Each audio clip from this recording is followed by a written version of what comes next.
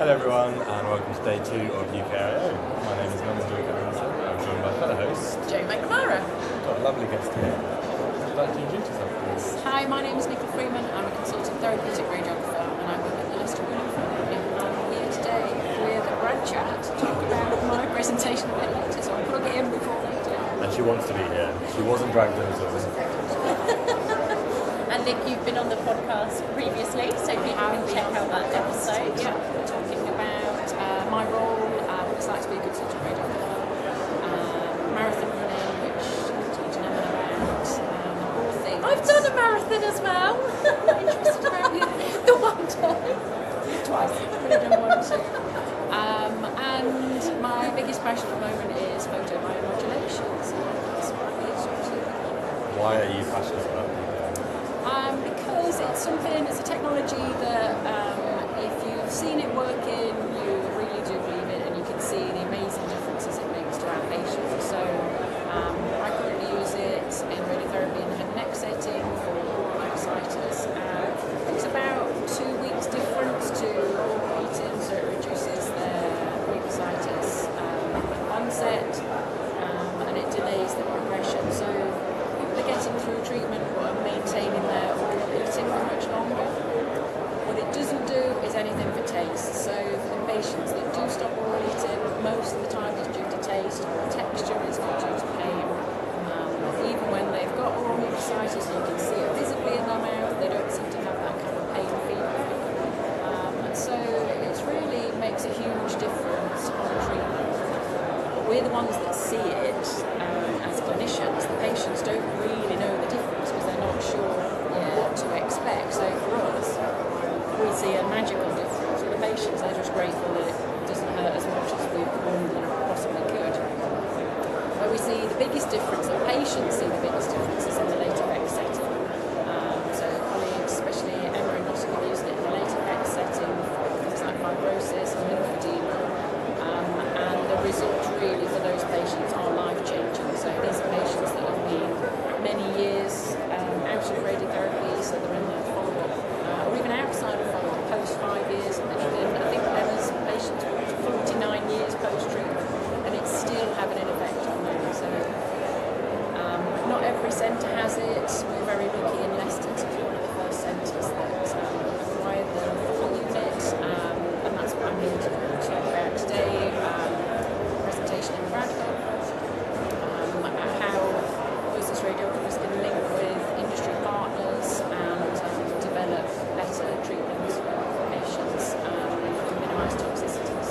And you've got a great setup at Leicester, haven't you? Because a lot of the time people think, right, we're introducing something to the department, who's going to look after it, do the QA on it, who's going to clean it, but can you tell the listeners a little bit about your setup? Because I think it's innovative in what you're doing. So we're lucky that the way that our department's laid out, we have a room that's very near to the linacs that we can use. So the main problem that people will face is who's going to clean it, and asking your rad to we're not so fortunate in that sense. We've got 3 and we're lucky on the set, 2 most days. Asking them to take on another burden of can you just clean this machine every 5 minutes of the patient's here. So when you're trying to introduce that to a department, those are the main problems that people are asking me about. But it really isn't that arduous. If you've got it somewhere where I walk up and down the corridor seeing different patients in between clinics, we've got a little simple sign that just patients turn over and say, I need cleaning. If I see it needs cleaning, you just click right. It really takes minutes. It doesn't have to be a massive part of your workload, and it really doesn't slow down the efficiency of the treatment units working at all. Patients just flag it to us that it needs cleaning. Really simple. The point is having it somewhere where it's accessible. You don't want it, if your only spare room is down a dead-end corridor, you might struggle. So it's just about finding a space. The beauty of the Thor device is that it's LED. It doesn't need any protective equipment, it doesn't need any shielding, it doesn't need a special room. Aside from patient dignity, you could just sit in the waiting room with it. And I think patients in a late effect setting would sit anywhere because they know